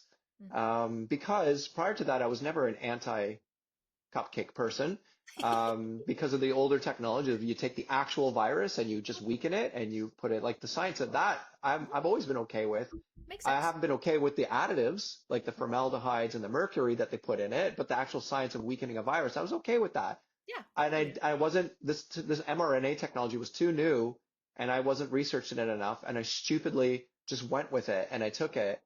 And after the second shot, I had both first, both my eyes exploded. The back of my eyes, the blood vessels around the retina both exploded, and I lost my vision. And I had to, it was a hospital trip, and I thought I was having a stroke, and it turned out that they all ruptured for no reason, like out of nowhere. No explanation was ever given, and it took weeks for my vision to come back as they were healing. Thank God. But then, shortly after that, by another couple months, my hands and feet started turning red, and blood was pooling in my hands and feet, and the blood vessels weren't responding normally anymore to posture, temperature, and it turned out to be some kind of a dysautonomia, a dysregulation of the nervous system over how it controls the blood vessels. Okay. Now, this has been going on for over a year now, or well, almost 2 years now, and it's been progressively getting better, very, very slowly. Good. Like my body is kind of healing from it, but again, just and then I did the research, and of course, there's other people that are experiencing this as well after taking their cupcakes. Mm-hmm. Smart. So, and of course, there's the big question is, do you think Kristin's cancer is a result of getting the cupcake? I don't know. But I will tell you this. The very vague symptoms started shortly after the second cupcake. And is she, so like before the whole thing's happened with the lungs, like she was getting irregular periods, like very irregular. And so the doctor was dismissing that, saying, you're just getting to that age. What age? She's in her What early age? 40s. She's What not in age? menopause. What the fuck? No, not even Not close. even And close. so, yeah. So there was a question of like, well, that did start. And you remember there was a lot of women saying that their menstruation Lots. cycles were being affected, Yep. right? Yep. So we were actually thinking that at a time, well, maybe it was the cupcake, Mm-hmm. And so, yeah, that question will always be there. It's not something we're ever going to be able to prove. No. It's all going to be conjecture and hearsay. And look at all those other people with the same thing. And that's how it's going to be because they're not going to fund studies. That's going Hell to go no. against their own narrative. Hell no. And so we sort of have to figure this out together as a community Yep. by talking Especially about it. Especially since they pushed it so hard, right? Like there's already Yeah. and so many lawsuits that are happening right now, and there's Yeah. actually a fund for people that have been injured by this vaccine, which I think, sorry, Cupcake. See, I'm gonna get myself banned. Don't worry. Oh, see, Um, now no one's I ever going to just see this can't. I podcast. know no one's. Spotify is pretty good. Spotify never gets mad. It's always fucking YouTube. Yeah. And Rumble's fine, but and I was never a person that like judged anybody for wanting to get it. I was just more or less like, leave me the fuck alone and give me my own choice. And so I understand why people get it, man. Like it wasn't easy. Like it wasn't easy at all. And had my spouse or myself been put in a situation where we were going to lose our job, like it came close, but not Yeah. quite, we might have made a different decision. Like I could see Grant doing that for us, being like, I'm sorry, I need to work. Like this is what we need to do. Like you don't have to protect your fertility. I will do that for us. Like I know people in my life Yeah. that did it because they were the sole provider of their family. So I completely understand. What I'm mad about now is that more people just want to put it to bed and walk away, where I'm like, no, no, no, no, no, because this could happen again. And if Oh, you acted absolutely. like an asshole and you're not self-aware that you were probably incorrect by some of your anger towards people like me, what's going to happen the next time when it happens and people haven't healed from this? They're going to be instantly upset, triggered. They're just going to be so emotional. And Yeah. I want us to go back and say, what are the signs? Like ask us, what did we like? And I'm not saying we're professional, but what did we see that made us trigger not to take it? And you know what I mean? So that next time maybe we go into it, and like I heard so many people, especially like in BC, like all the naturopaths, all the chiropractors, like they're all being forced to take this. And They it's were like, forced to take it. that My is own so naturopath got opposite. pericarditis. My own naturopath got pericarditis after the cupcake. That's what I'm And I go, why saying. would you take it? See, I don't feel so bad now that I took it. I go, why would you take it? You're a naturopath. And he goes, well, I had to, To or keep I have to serving. go underground, like I Yeah. had to. At Port Alberni, the only child doctor, the best child doctor in Port Alberni, his name's Dr. Chris. He did not take it and he Yeah. refused. From my understanding, don't quote me that, Oh, Port Alberniers, but I'm pretty sure.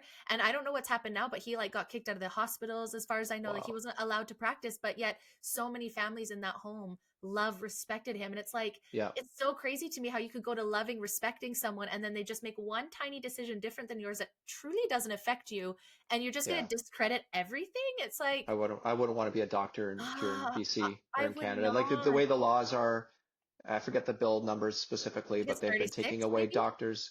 Is that the one where I they've think doctors are not allowed to have any other narrative other than the government's narrative, I think it's and they can 36. seize the doctor's files and close their office and Hmm. punish them with fines for saying anything that's against the narrative. And no, Absolutely. what I would never want to be a doctor here. Fuck No. that. You can't tell me what I can and can't think. If I have a No. medical clinical opinion based on my own personal experience as a doctor, I'm going to share that with my patients, no matter what the Exactly. government wants me to say or do. But now they'll Absolutely. be punished. So fuck that. And that's They what should people are become saying. People are they should fleeing, be yeah, no. and They should become it's personal sad. trainer or health coach. You can say whatever the fuck you want. Exactly. I have no regulating body. So Well, this is actually I do. But a you, but little like yeah. not as crazy as that one, not as No, government no, fuel. nowhere near. Nowhere near. So one Nowhere thing I near. do want to ask you before we end this conversation today is that I know you drastically love people, helping people, and getting better so that they don't rely on the government. So, just what would you suggest? I'm not in a health position. I'm not taking care of myself. What are the first steps I should do to take care of my health? What would you suggest? It's your diet. Before you even think about exercise, it's your diet. It's what you're putting in your body. Because like the old saying, you can't out exercise a bad diet has never been truer. You Mm-hmm. can't. Mm-mm. And exercise is just like that last 20%. The 80% is really your diet. And a lot of people struggle, well, what do I eat? And honestly, it is so stupidly simple. It's eat how humans have evolved to eat for the Mm-hmm. last 2 million years. This is how we thrived as a species. This is how we overcame multiple climate changes, ice ages. This is how we thrived in all the corners of the globe, from the Arctic to the tropical islands. It's a primal diet, an Mm-hmm. ancestral diet, a paleo diet, if you will. It's all kind of the same thing. Mm-hmm. It's eating real food that doesn't come out of packages. Primarily, you're eating meat and vegetables, some fruit when in season, low sugar, because real fruit in nature is not hybridized to be super sugary, Yeah, good right? point. So you got to moderate fruit. You got to keep it as we can't go out and hunt and gather, because we live in modern times, but we can try our best to replicate that. That is how your body expects to eat. It's in the blueprint of your own DNA.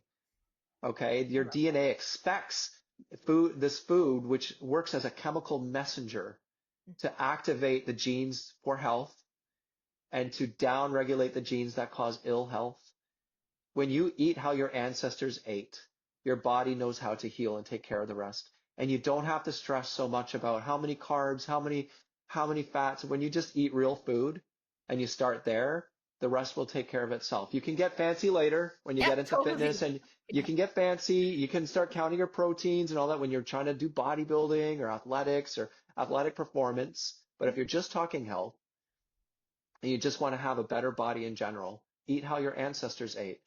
Right now I'm working with a beautiful Aboriginal woman, and it's so funny because I'm the white guy, and I'm telling her, eat an ancestral diet. And so together we're learning, because she's sharing me with things that I didn't know, because I'm telling her, about where do you get omega-3s?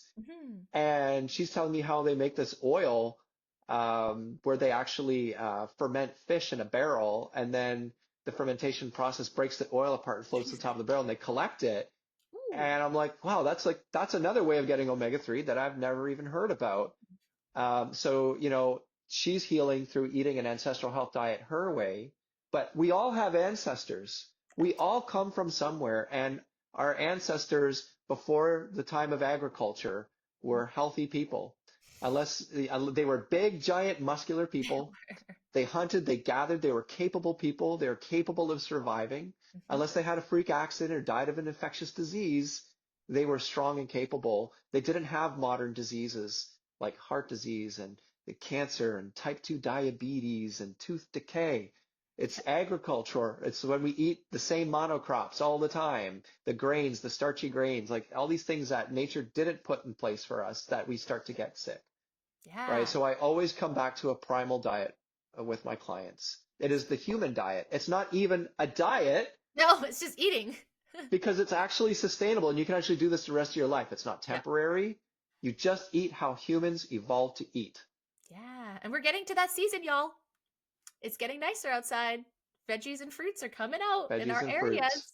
Right? Like that. And for us, like, we always go to our local butcher because we just cleanest that we could get. I will pay the extra money. You got to do that. You got to do that because they're pumping those animals on those factory farms with hormones and the antibiotics, and you're eating it.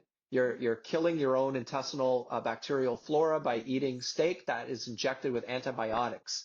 Yeah, and the crops are sprayed with glyphosate, and that's causing cancer. And by the way, in Canada, they allow much higher doses of glyphosate than they do in other countries, even the United States. Yep. Canada says it's safe and effective, even though Bayer, who now owns it, used to be Monsanto, Bayer now owns the patent for glyphosate, or Roundup, as other people know it. Yeah. And they're sued constantly in the state, and they lose because people are very easily able to prove it causes cancer, but not in Canada. No, not in Canada. They can spray even more of it on the crops. And they'll tell you that you're the asshole if you're against it, because you know what? It also helps ripen wheat. And so and we live in a much northern climate. So if you can ripen wheat faster, you can get an extra crop out of it. And that means we're feeding the hungry people. So who are you to not want to feed the hungry people, Brandy? You have to support the spraying of Roundup, because it makes farmers able to have extra crops. Yeah. To feed the hungry people, you see? My favorite is that Bayer's also has heart medication as one of their top sellers. Oh, yeah. And what else does that Roundup do?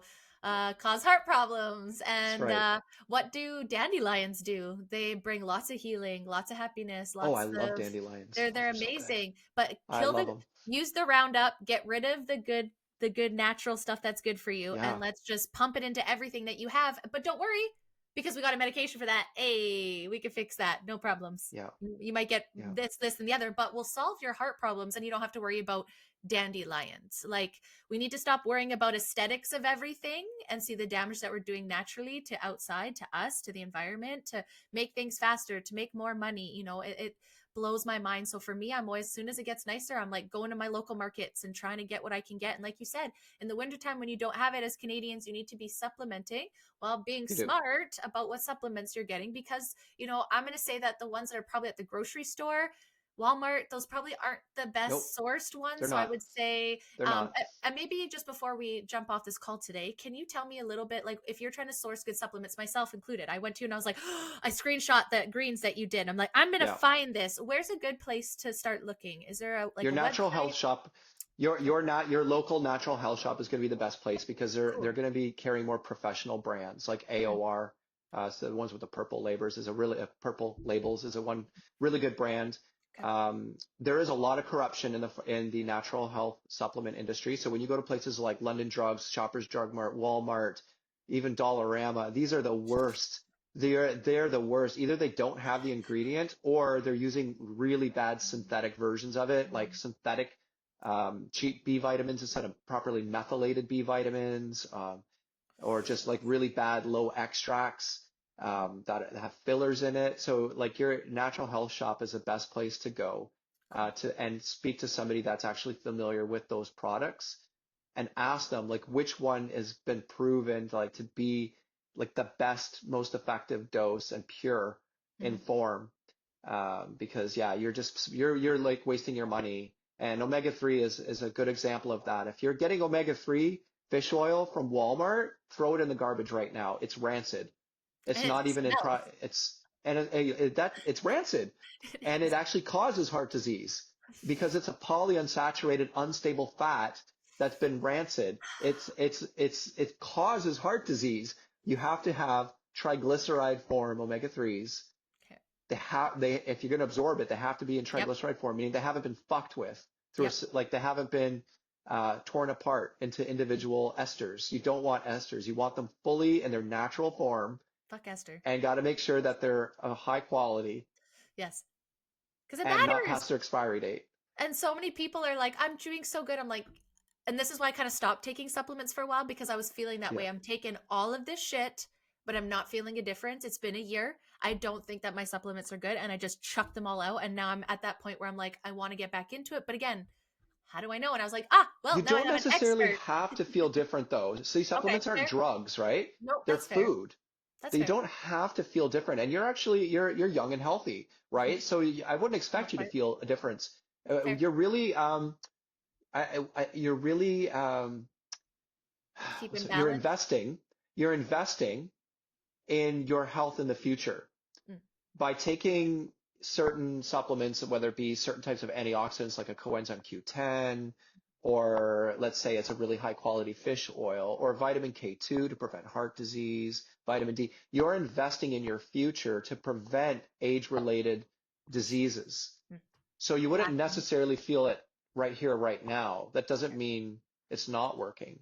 They were from London Drugs, so I feel like they're probably trashy. Then they belong in the garbage. But good to know. Good to know that I'm not gonna like wake up and feel better. But it felt like as I was learning stuff and learning like, oh, this space could be corrupt as well. It was just like, okay, I'm getting this out of London Drugs. I feel like that's not as like natural as it could be. So now I'm like, yay, I have a supplement guru in front of me. So now I can be like, yo, help me out. I'm going to start with that greens one because especially through the winter, we don't get those kind of things as much as we do in our local areas, right? Because we're freezing. We are all deficient on magnesium. Yes. I'm going to leave you with these tips. We are all deficient on magnesium. This is what I tell all my clients when they come through the door. We are all deficient on magnesium. Okay. Magnesium is a supplement you should take the rest of your life. Okay. And it should be a magnesium glycinate form. So it's actually absorbable. Stay away from the shitty oxide form. Stay away from the citrate, like magnesium bisglycinate or biglycinate. Vitamin D is an obvious one. You don't get enough by being up here this far north. And even in the summer, unless you're like standing out there without sunblock, and also, right? You're not getting any. So not my body. I tell people never take vitamin D by itself without vitamin K2. K2. Okay? Because K2, okay, so when you're taking a lot of vitamin D, you absorb a lot of calcium. It makes you absorb more calcium, which you might think is good, but the calcium doesn't know where to go. And so it can be prone to storing up in the arteries. Okay. And vitamin K2 is the next step. It channels calcium out of soft tissue like arteries where you don't want it and into the bones and teeth where it's supposed to go. Oh, So those two have to go together. okay. So You don't magnesium? want to be building a coral reef inside your arteries. Oh, thank you. Okay. So no, you need vitamin K2 always. Okay. And then you can start looking at things like triglyceride form omega-3. Okay. That's another big one. And then from there, yeah, your greens, powders, you can go as far and wide as you want beyond that. But we're all deficient in magnesium. This is chronic, even if you're eating organic, because our soils are so depleted, Yeah. so Absolutely. depleted. And even the most beautiful organic fruits and vegetables just can't get enough of that beautiful magnesium out of the soil anymore. So And we have to supplement with it. that's one thing I do want to talk about one day is big agriculture and how that changed. Because I don't think, again, people have any idea of how things gotten cheapened. It's like, and it's so frustrating too, because people are like, I'm taking vitamins, I'm eating organic. And you're like, it still might not be enough. Like it's shitty No. that that's the case now, but it's at least we know about it. We don't have to live in it, right? Like, and I think that's where exercise kind of helps coming in. Anything that can kind of like rid your body, anything that gets your lymphatic system going, I think is always a benefit. That's why I love jumping on the trampoline now Oh, again that's right. Yeah, because you're really into that. Yeah. yeah, I used to Yeah, that's teach right. I it. see I you used to jumping on your teach it. trampoline all the time. Yeah, I used to teach it like Yeah? 7 years ago. Yeah, and Really? Yeah. yeah. I got my certification, and then just kind of moved on from being a fitness instructor for a bit, and now I've just gotten back together and reconnected with my old boss, and she still teaches it online Cool. in Texas. So she was like, "You have to Oh, come back wow. jumping," and I had bought one just for myself over the Yeah. pandemic. I got a bike and a trampoline because we needed to work out, so we bought our own Right. home gym, spent a lot of money on it, thank God, because like that my boyfriend has ADHD, like he does it, he's not medicated, but he needs that channel for his energy. So Yeah. we definitely Yeah. had to make a gym like immediately. So I got a spin bike, but there's just something about jumping that humbles you because you're moving your whole fucking body. And so it's crazy Yeah. how I used to be so good at it and teach like an hour class and I could barely make it through, but I'll get back there. But I just know how Awesome. benefited it is. Like Yeah. so challenged, and I don't know, I just don't know how people I do get it. It's like once you get addicted to bettering yourself and you see the ripple effect of taking care of yourself, whether by eating better or just moving your body, or even if it's just like jumping up 100 times in the morning just to get things moving. Like it doesn't have to be big. Like I think people just look Yeah. at people that are bodybuilders have been doing it for 10 years ago, the gym, like myself. I've been going for like 12 years. What my gym routine and life look is going to look a lot different than some people that are just starting, as did mine. Like I Yeah. started working out at the gym because I was so scrawny and everyone used to threaten to beat me up and I was fucking tired of it. And then people would always comment like, "Oh, you should eat a burger if you want to have a baby." And I'm just like, because that's cool. And so for me, I just, and then I got addicted to wanting to make it better. And it's like, okay, now I'm putting Right. all this work at the gym. I better be getting better fuel. And I'm not saying I do good. Like we have problems in our own house still. We still have bad things. I'm not going to say that I'm perfect, but I know that if I feel like shit, am I sleeping? Did I get any water today? What did I Yeah. eat? Did I move my body? Did I meditate? Just take Basics. Yeah. 5 minutes to just shut everything else and listen inside. Again, people are like, oh, I need to tune off my brain for half an hour and be. No, you don't. You just need to disconnect and just be within your body for 5-10 minutes a day. And it'll change your Yeah. world. Like it's insane how these little tiny steps accumulate over time, but people just look at the big thing and go, oh my God, I have to go to the gym 5 6. No, you end up wanting to go to the gym 5 6 days a week. You want to eat better because you're like, why the fuck am I lifting? If I ate better, it would transmute better into the gym, into my body, and then you're just like, how else? How am I sleeping? How are my relationships? Where my stress management? Do I have gratitude? How's my mindset? But if you don't start on those little steps, it looks like a mountain, and you just got to get Yeah. started, right? Nutrition, that everyone is in control of their Basics. nutrition, Yeah, right? absolutely. Basics. Go back to Yeah. caveman life. Like sometimes I just feel like grunting at people, and I'm like, because it pissed me off. I'm just going back to caveman, like, yeah, whatever, fuck you, you're annoying. But it's really just basic, and people get it so convoluted, and I get it. But I just want people to have hope, and I feel like you're that person too. And so, Thank guys, you. make sure. Where can we find you on social media? Where's the best place to come and find you? I am Coach Donovan James on Instagram and Facebook, and I should get my ass on Rumble because one of these days I'm going to get banned on those other platforms. Welcome. Hey, I'm still there. You can still keep I should get pushing. on X too. I don't Yeah, know, man. I'm slow to. I've been very close to abandoning YouTube and Instagram and going to TikTok and X because of the censorship. And I've been fighting against those platforms for so long, being like, I'm not going to get a TikTok and I don't want to be on Twitter. But at the same time, like fighting the algorithms on Facebook and Meta is just so frustrating sometimes. So I'm very close to it. But I don't think this is going to be the last time I'm going to have you on the show. I would actually like to have you and Kristin back on together. And we're going to have a celebration of her feeling better and being better and healed and just like the whole experience as a couple. I think it would be great. But guys, let's do that. That'll be epic. Yeah, I love that. Well, thanks so much for coming on today, guys. Make sure you go follow Coach Donovan. I hope you guys like this episode. If you do want to know more about Kristin's story and you haven't heard it yet, it's episode 169, also super powerful episode. So make sure you have a listen for part 1. Coach Donovan, thank you so much for part 2. Yeah, thanks for having me. Everything that you do for everyone around you, for the world. Keep using your fucking voice. Keep using your art. I will only support your AI if it's just to trash the government. I do love it. I do love the community. It's still my voice. Yes, it is. Voice. You're allowed to use it. I will accept. I can work with that. But please keep doing what you're doing. Thank you so much. Until next time, guys. Bye. Bye.